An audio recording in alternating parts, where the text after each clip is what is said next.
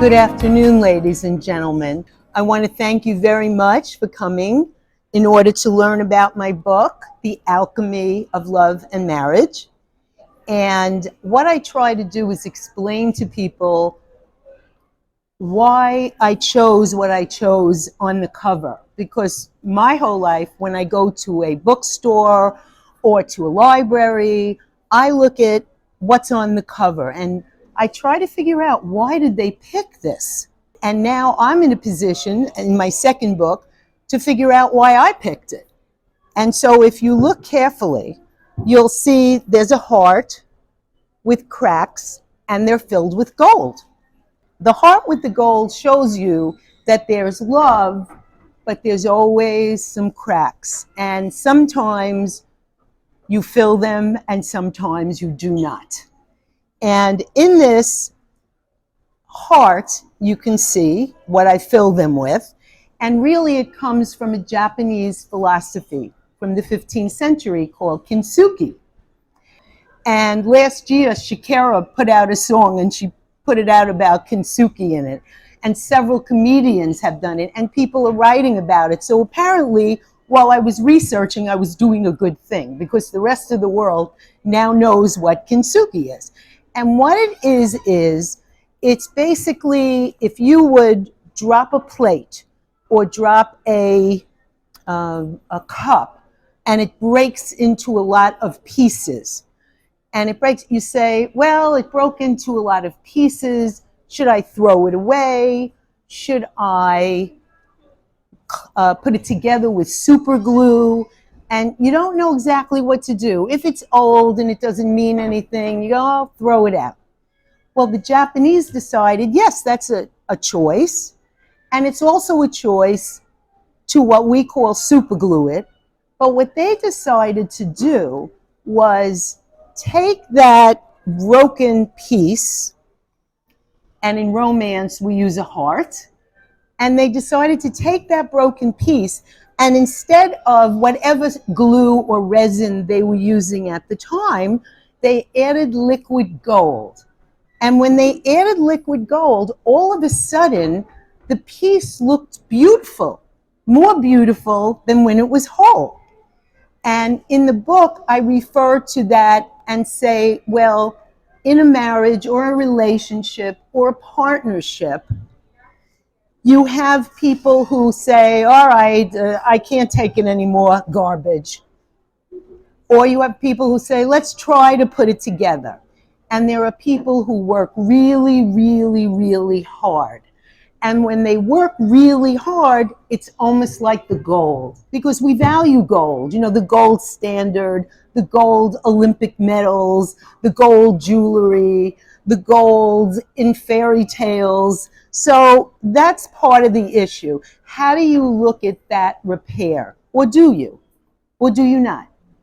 And that's part of the book, because obviously we chose to do it the hard way and we repaired the cracks, but it's hard and it's long. And just like the process of kintsugi in the 15th century, it takes months or years.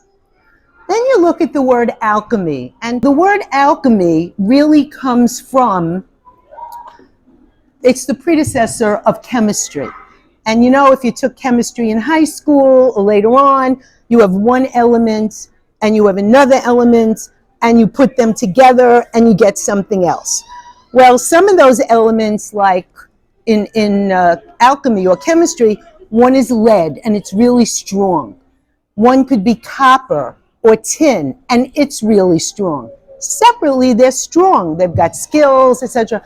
But when you put them together with some heat, they form bronze, a separate entity, and it's stronger than either of the other two.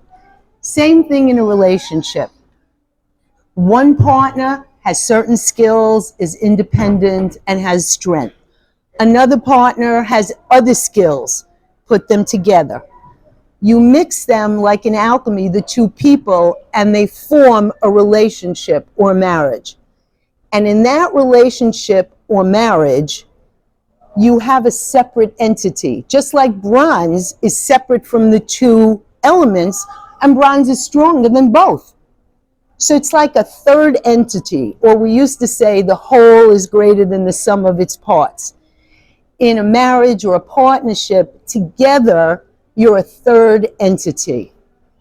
You're stronger than separately. Doesn't mean you can't exist separately, just like lead and just like copper can exist. You need it, but put them together, you got bronze.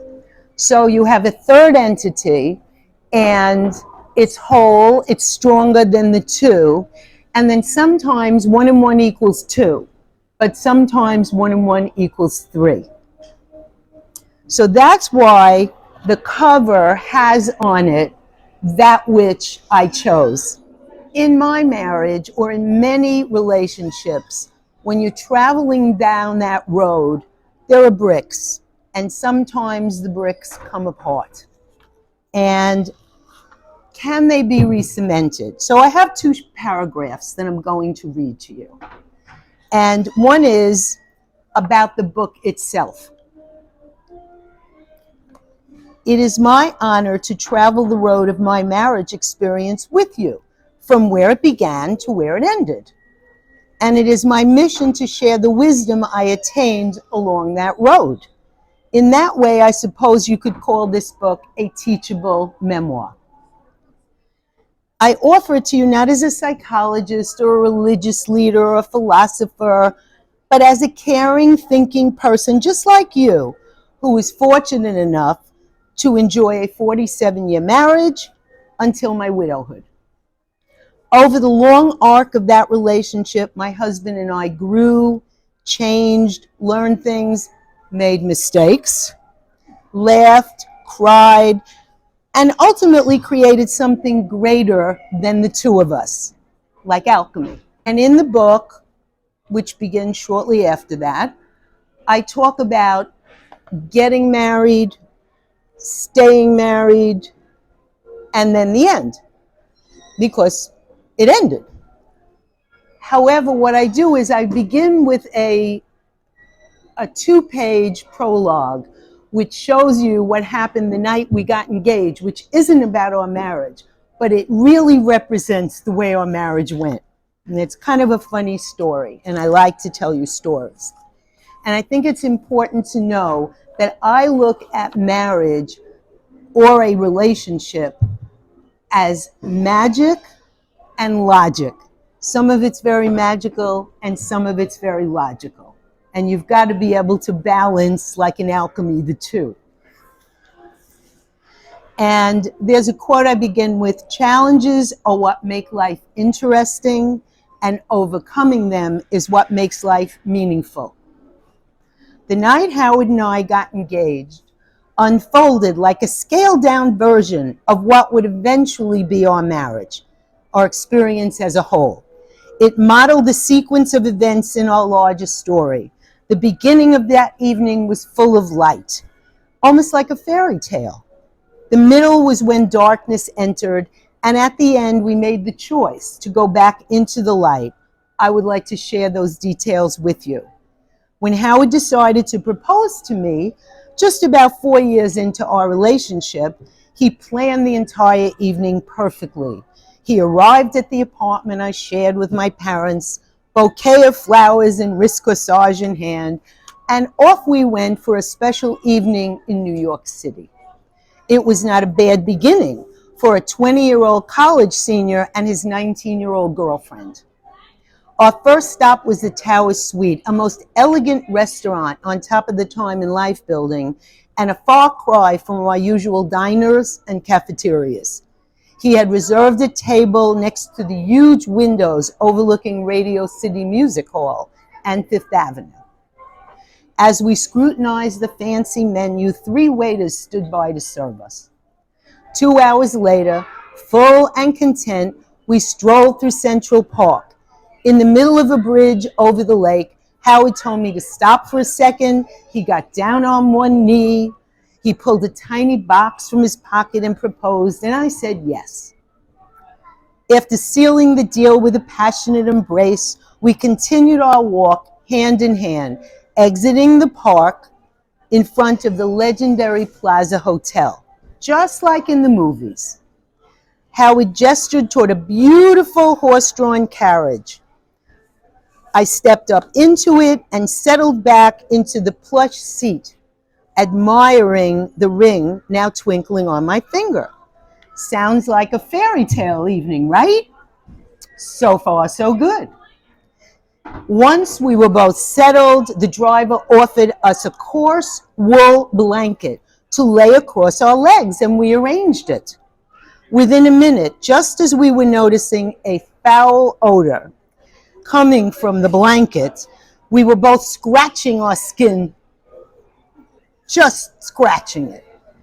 Unaware of the drama of us unfolding in the back, the driver shouted something to the horse, flipped the reins, and off he went. And I mean off. Our promised 45-minute jaunt around the park would take approximately 8. Clearly inebriated, drunk, our driver shouted and prodded at the horse until we were flying past pedestrians, bicyclists, and other carriages. Silently, Howard and I gripped each other's hands and prayed that the first night of the rest of our lives would not be the last. The ride, like life, had not gone as planned, but it was over, and the fun, laughter, and great story remains. Just as we would in our marriage, we had started off strong, weathered a daunting experience, and come out on the other side. Smiling, we decided not to dwell on the darkness, but to follow the light. So now I'm going to talk about something else that's in 3, as a matter of fact. And it deals with the 3 parts of your life. Now, I'm going to explain it as my marriage and my world, but hopefully you'll apply it to you. And the first part of a relationship or a partnership or marriage, I call the early years. And in the early years, things are really pretty good. You see somebody across the room, they look appealing, you go out, then you are together either in a permanent relationship or a chosen relationship. And those few years are really good. There are things that happen, there's family issues, there's some little cracks, but in reality, it's all pretty good. And that really lasts several years. That whole early years of a relationship or marriage. Some people's honeymoons are great, and you'll see in my book, mine wasn't so great, but we didn't know any different because it's the early years. So you go through that, and it's really a wonderful time, and you remember that stuff. And then you go into the middle years when real life happens.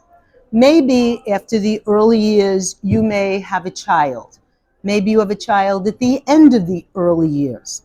And you have little children. And when you have children, and there were just the 2 of you, there's really not the same time for the 2 of you.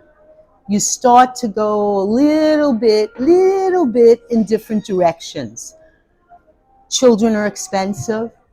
Children are exhausting.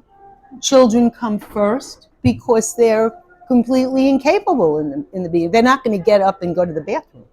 You know, they're little. And they need you for everything. So in those middle years, you get used to that. Maybe in those middle years, at the same time, well, you want to buy a condominium, you want to buy a house, you want to move. And nobody explains that it's one thing when you have a mortgage. It's another thing when you make it through the mortgage and then you need a roof, or you need new pipes, or you need new electric, or you need lights outside. You need an alarm. All these things come that you didn't plan. You think you could plan, but you can't. And life happens. Life happens. You're busy. You're working. You're building your careers. Sometimes you lose a job. Sometimes you have to move for a job. Sometimes you change a job. And you've got children. And you've got a mortgage. And things start hitting you. And what do?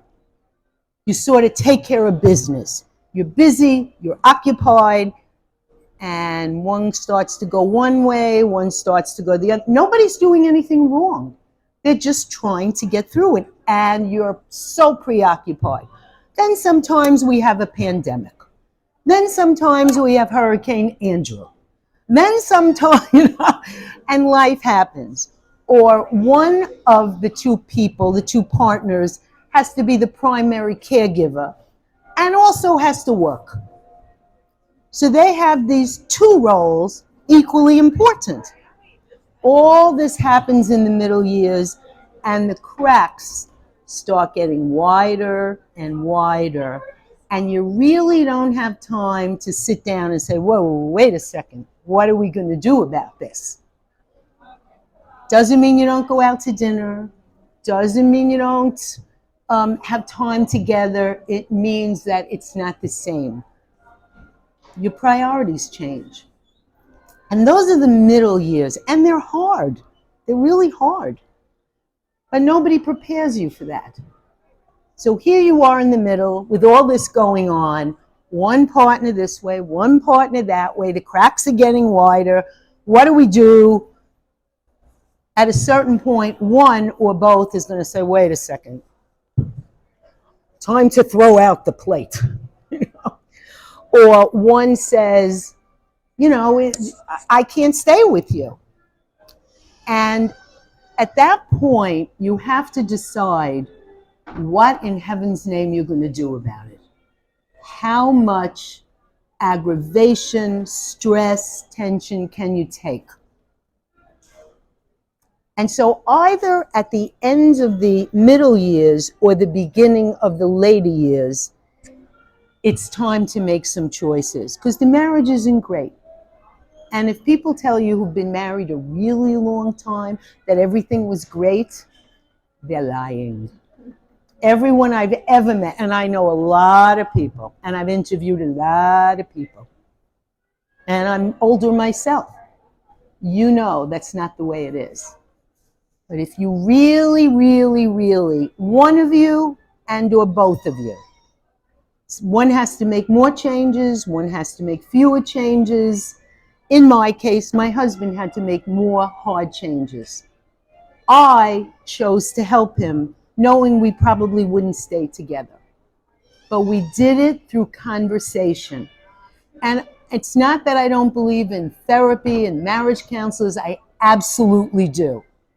And I absolutely know there are some marriages that can't last. They're meant to separate. However, if you really figure out what works, and what worked for us, as hard and difficult was conversations, because we were able to talk. That was what we did. We could talk. Even though we were parting, even though the cracks were getting wide, I said the only way to do this is to have conversations. And so that's what I said to my husband. I said, we're going to have conversations. We're going to talk about this. If you want to change, because you're not only being difficult to me, you're being difficult to your children, which he takes care of, and you're being difficult to your colleagues in your office. So it isn't that anyone's angry at you. It's that they're walking away from you. They're letting you drown. And people have a way, your spouse, your partner, your children, your colleagues, they have a way of letting you go ahead. So we had conversations that lasted several months. And again, I wasn't going to use a therapist simply because I felt we needed to talk this out. And we did. We went every morning at 6:30 in the morning, and we sat on a bench outside the most awful looking cafe con leche stand that you could find, but the best cafe in the world you could find. And we sat there every day and we talked, and I explained, and he didn't want to hear in the beginning. And I said, look, and he did. And you know what a 3-ring circus is like? And it looks like it's crazy. You got one ring doing this, one ring doing that, but they intersect. And in our 3-ring circus, the intersection was us. And it looks, when you go to a circus, it looks, like a crazy thing. You don't know where to look. But the reality is, it's very well orchestrated. They know what they're doing. They got you going all over the place, but they know what they're doing. So that's what he had to do. He had to really juggle, pardon the pun, a 3-ring circus. And he did. And he worked at it. And he worked at it. And the only thing I can tell you that in the later years, it starts to calm down. It may not get good yet, but that's why it's called the later years and not the end. It starts to come down, you start to integrate, and you start to say to yourself, I want to look at this. I want to look at Kintsugi. I want to look at this marriage or partnership. And I want to see that there's beauty in the cracks filled with gold. And how I look at it as beautiful as, this is our history. These are our stories. This is our life. And once you can look at something through different eyes, you get to see it differently. And so we did, and obviously it worked. And so I will be honest, after those years, the next 20 years were great. Thank you. Very, very